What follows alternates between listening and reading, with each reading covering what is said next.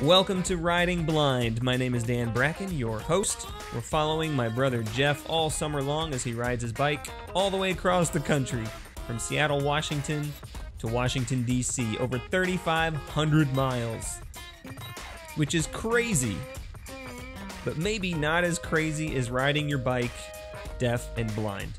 Jeff has Usher syndrome, the leading cause of combined deafness and blindness, which has made his ride pretty interesting. Right now, he's resting in Heber, Utah, which is just outside of Salt Lake City. Hey, what's up, Jeff? Hey, what's up? How's it going? Did you get your shower? I did. I Good. did, and now I'm sitting in the back of this church with a field of horses to my left, cows to my right, and a mountain range all the way across. Sounds awesome. Can you hear me okay? Yep, I hear you good. Give us some ride highlights and lowlights from the past week. Ride highlights and lowlights. Well, you had a really rough day on Monday. Yeah, so we about 2 miles in, and we're just kind of riding through the town to get out of the town, and to avoid US 20 because it's a really heavily congested highway with very little shoulder, and so to avoid that, we were getting on some trails, and the way it was described was a service road for 7 miles and then onto a bike trail for another 7 miles. So we get on this, quote, service road, and it's just littered with huge rocks, like cobblestones, mud, huge puddles. It was a mess, and so much so that what I was trying to do, because I wasn't able to anticipate ahead because there were so many obstacles right immediately in my presence. And so I was looking down trying to follow the tracks of people that went before me, and that just didn't work out too well. I thought it was working, but then it didn't. I wasn't going very fast because, it's just huge rocks, and I'm like mountain biking on a road bike. And so I hit a rock. I wasn't going fast at all. I just fell over sideways. It was like slow motion almost. Yeah. Went down sideways, broke my phone mount. I didn't know my phone mount broke off, so I kept going for maybe about another, half mile, and looked down and my phone was gone. So I had to backtrack. Since I'm having to look down at all the obstacles, I didn't see any of the tree branches. So I got smacked in the face by a tree branch, and it felt like I got slapped by a porcupine because there was a pine needle tree. And I got like a mouthful of sap and went down again.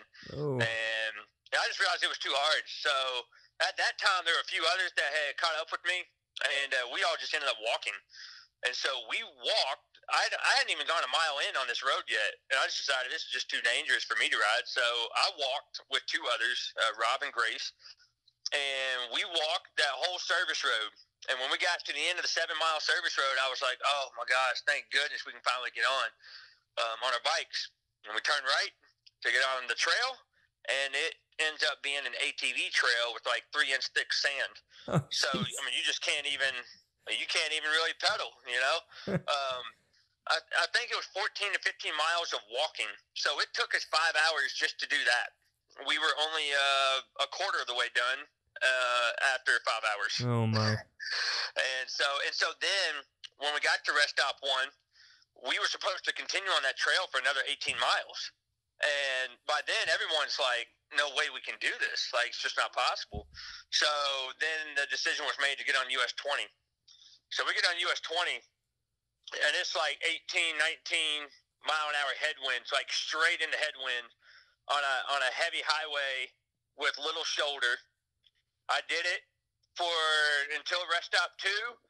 And pulled off, and I kissed the ground because I was so fortunate that I was still alive. Holy cow. My body was so tense. Like, my hands were so tense just holding on to that bike because when you're riding into headwind, but then you also have semis passing, creating their draft and their wind. So then you get this whole swirl of wind that can just kind of rock you, And so I made the decision at rest stop 2 that I was not going to ride on that road in that kind of wind anymore. I mean, if we didn't have that kind of wind, I think I would have been fine. But it was that combination of things, and I just didn't feel safe. So last week was mentally challenging, mentally demanding. This week was physically demanding. because even the day after that, it was like 14 to 16 mile an hour headwinds the whole way for, I think it was 80 miles. So it was just a physically demanding week because of all the headwinds. I mean, rides that should have taken me, 3 hours shorter than what it did. It just sucks the energy out of you. It's so hard. Jeez. So, did you have any idea that this whole trip would have so many hazardous moments? I mean, I knew there would probably be some highways I would be getting on. I did know that. Never anticipated those kind of trails, though, where we just had to walk. And I don't think anybody anticipated that. And there are people who have done these rides before, and they said that with the weather and some of the conditions we've had, they said it's the worst. Like, of all the rides they've done with full descenders, this is the worst, like the hardest. Of course. So, if you could rewind to tell Jeff Bracken of 3 weeks ago, like what to expect, what to feel, what would you tell Jeff Bracken of 3 weeks ago? Man, that's tough. I guess I would have told myself, be prepared to be challenged mentally. Because, with the weather last week and then Monday was just a very mental challenge. Right. Yeah, then all the headwind with the physical challenge. Yeah. I mean, you were pretty devastated the first time that you had to sag, right? Yeah. I mean, yeah. Have you been able to release any of that? Because you've had to sag a few times since. Yeah, the fact that, so I had to sag 3 out of 4 days, right? I think after the first time it was so defeating, but then you start to realize you can never predict. Like I've been saying now, there's no such thing as a perfect ride. Mm-hmm. So now I'm a little more accepting that some things are just beyond your control. And it's one of those things that because I'm in a situation where I'm married with 2 little kids, like, is it really worth the risk? No. And so when I was on that highway, if that's the most unsafe I've ever felt, I'm thinking of my kids. I'm thinking of my family. And so it wasn't worth the risk. And so now I've accepted that sometimes that might just be a necessity. I say there's a reason why we named the podcast Riding Blind. It's just that you can never predict what's ahead of you, whether it's going to be real bad or whether it's going to be real good. And you've had some great moments this week, too. Yeah. KT Tate's one of our sponsors, and we did a build day with them yesterday. And since Fuller Center doesn't have a partnership in Salt Lake City yet, we work with United Way. And so we had 3 homes, and this ties into the ride today. I'm going to get to that. But KT Tate brought out a bunch of employees to work with us. United Way did. So we had over 100 people working on 3 different homes. And KT Tate sponsors a lot of professional athletes. Well, they sponsor some Olympic athletes that are training in Salt Lake City.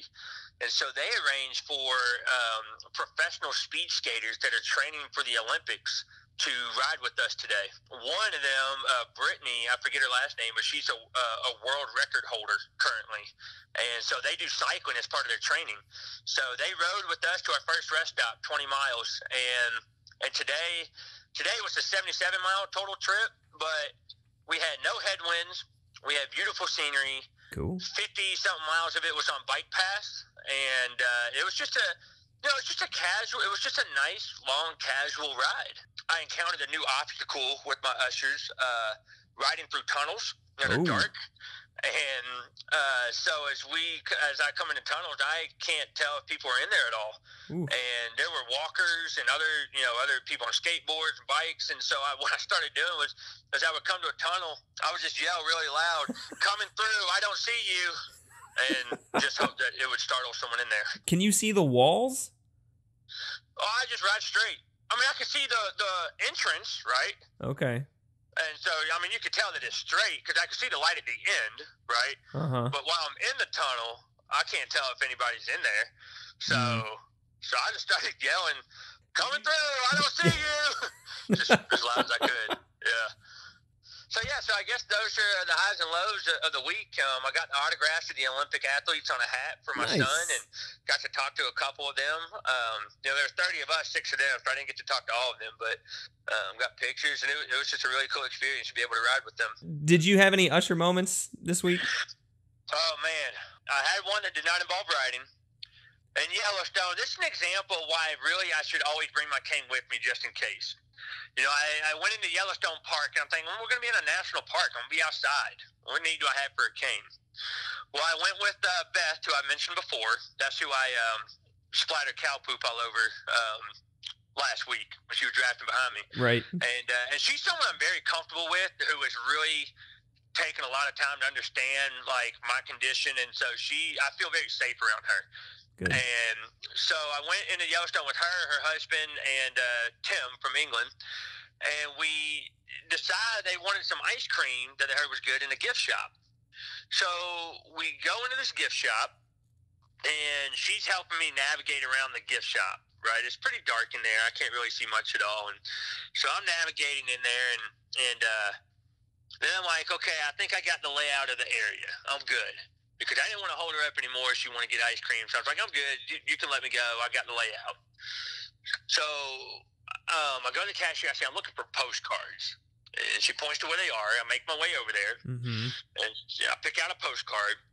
I turn around and I take a step, and there is I didn't see it because it was maybe about waist high or just above my waist, and there was like little shelves in the middle of instead of up on the wall, right? Shelves like in the middle of the floor, full of mugs and like stainless steel bottles. Oh man!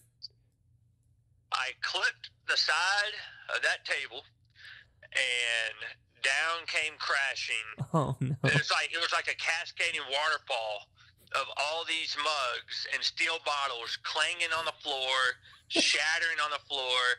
And in that moment, I froze because I thought, well, if I try to stop it, there's probably something else I'm not seeing on my side. So I was afraid I would like hit something else and knock it down. So I ended up just freezing, just standing there as they continued to fall around me. Like it wouldn't stop. You know what I mean? Like, you just want to stop. I'm like, this is going on forever. And I look down at my feet, and there's just a sea of broken mugs. Oh, no.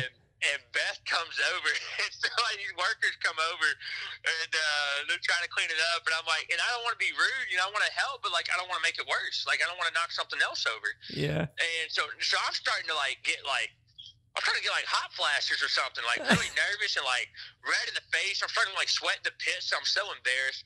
And Beth grabs my elbow and says, come on, come with me. And she just guides me around all the way to the complete opposite end of the store so I can buy my postcard and get the heck out of there. And so I just left. I left the mess. Yeah. I just left. We just got the heck out of there. Yeah. Do you remember the name of the place? Oh, man. Wish I did. I don't think I ever paid attention to what the name was. It might have just been Yellowstone Gift Shop. If anybody feels like they want to send a gift to the Yellowstone Gift Shop to pay for all the mugs that Jeff broke, just mail them a check and write a letter. Say sorry. Yeah. Last week was Deaf Blind Awareness Week, and you had a little meet and greet event planned in Salt Lake City. It was such a special night for me. The guy that introduced me was deafblind, and they went around and they wanted everyone to introduce themselves and who they were. And quite a few of them know each other from having Usher syndrome, but there were some new people out there. And they were going around introducing them, and so they're telling why they're there, and they're like, oh, my name's so-and-so, I have Usher syndrome, type 2. Like, all of them had the same type as me. And they're like, we're here because we're inspired, and we want to support Jeff. And then it gets around to these parents that just heard about it on social media. And one mom had a 3.5-year-old girl who's deaf and blind, and another set of parents had a 13-month-old who was deaf and blind, and they brought their whole family. Wow. And they just heard about it on social media and just wanted to come out. And I started tearing up. Like, I started kind of crying because I was like, I want to do this so that these parents can know, like let your kids take risks, let them, live life to the fullest, and go on adventures and all that, and not be limited. And so I started getting emotional before I could even talk. There's only one other time where I've met someone with Usher syndrome in person. Outside of that, it's just people I've talked to a little bit on social media. Yeah. And I'm looking at these people and I'm going, they can relate to me. Because as I'm telling these stories, and I'm like, it's so apparent as they're listening, like, I know exactly what you're talking about. Like, they've been there, they've done that. Because, and I'm going to say this, And some people are going to be guilty of this. And I don't know if guilty is the right word. And I want whoever's listening to know that, like, I'm not upset about it.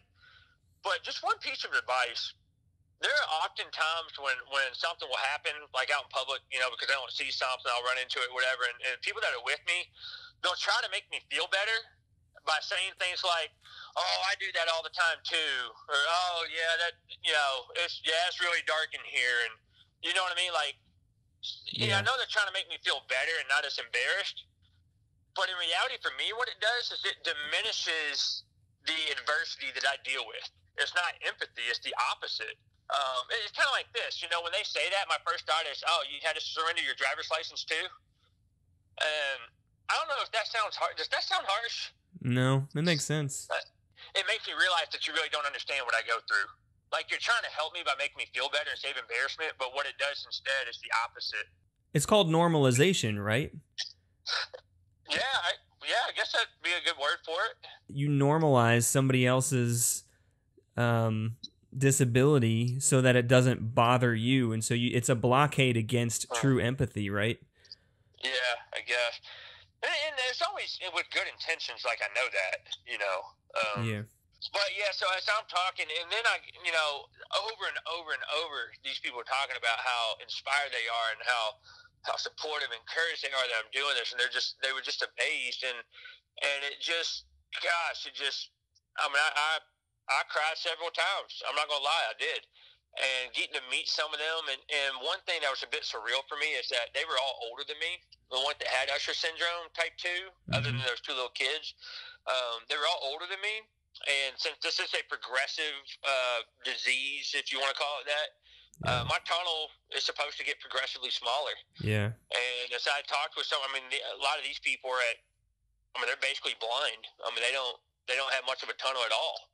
And you know, and we got to talk, and they're talking about when they were in their 20s and their 30s and what they could and couldn't do, and then just looking at them and realizing, man, this might be me in 20 years. This might be me in 10 years. Looking at those with ushers who are older than you, hearing about what their vision is like now, I mean, does that make you want to fight harder? Like, you're content with the way things are now. We talked about that last week, your contentment. But how about in 10 years from now? Are you content with that idea yet? Yeah, it's tough because, you know, like I said, like when I had to give up driving, biking became, and give up basketball, you know, biking became an outlet. And so if I get to that point, I can't bike. So what's going to be my next outlet? I guess that's the way I got to look at it. Like, okay, when that happened, then what will I be doing? I don't know. I guess I'll cross that road when it comes. But as the Bible says, do not worry about tomorrow, for tomorrow will worry about itself. Like, let me live in the moment now, and when that time comes, like, it is what it is. And so in that regard, do you think contentment is more reactive than proactive? Well, I think it's a mindset. Yeah.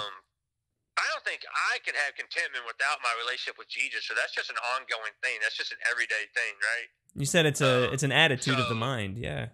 Because consider this: not only do I need to be content with with my conditions in my life, I need to be content with my finances, right? Be content with what I have. Be content with my job. Be content with. I mean, contentment carries over into every aspect of life. And that's not to mean, that doesn't mean to be stagnant, right? That doesn't mean to be, you know, to give you a reason to be lazy or non-productive. God still desires our best, right? So I always want to be pursuing and pushing and achieving, right? So I think there's a difference there. It's good stuff, man. Hey, can we wrap up with a few questions from Facebook? Yeah, let's do it. Question number 1. What comfort from home do you miss? Number 1 is my family, my kids and my wife. I miss them. And then number 2 is my dogs, and number 3 is the bed. Do you know if you were the first with ushers to try to bike across the country? Oh, I have no idea. This question is about usher genetics, which maybe you are able to answer or not. Do other family members of yours carry the gene for ushers? Well, I mean, I guess the way I understand it, my children are now carriers. Well, and mom and dad both had to be carriers for you to have it. So mom and dad are both carriers. So when they hooked up, there was a 1 in 4 chance their kids would have it, right? So they had 3 kids. Mm-hmm. I happened to get it. So I'm the dominant. And I guess this means Mary was not a carrier, which is why our kids don't have it. I mean, they don't have any hearing loss, but I imagine they are now carriers. What about me and our other brother, Matt? Yeah, that's a good question. Should we just say ask a biologist? Ask a biologist, yeah. When you are taking a ride like a Century ride, do you have planned breaks during a ride like that? Do you have the freedom to stop whenever you want? Yeah, I mean, rest stops are every 20 miles. But if you pass a gas station and you want to stop and just get your own drink or take a break or whatever, you don't have to stop at the rest stop. So everybody carries chalk. So the lead rider chalks the route, right? I mean, everybody has route sheets or they have it loaded into their Garmin's or their Ride with GPS app on their phone and they can follow, but the leader has to chalk the route too. And anybody else who's not in the lead, if you make a stop that's not on the route sheet, you just chalk it with your initials. That way, if the sweep, so like I'm sweeping tomorrow, so if the sweep is responsible for always staying in the back, so if we come up to a chalk that has someone's initials and it's not crossed out, that means they're still pulled off at that gas station or whatever. So then the sweep would have to pull off and wait for them to finish and then carry on the ride. So you can stop whenever you want, yes. Explain what it's like when you're going downhill as fast as you can. What's going through your mind? What are you watching out for? Okay. It depends on the condition. If it's a backcountry road and it's going straight downhill, man, I'm flying. I'm booking it. I'm going for my max speed, right? Mm-hmm. Which my max speed now is almost 42 miles an hour. If it is one of those like roads that's like a switchback downhill, because I can't anticipate around the turns very well, I tend to I feather my brakes, and I pump my brakes.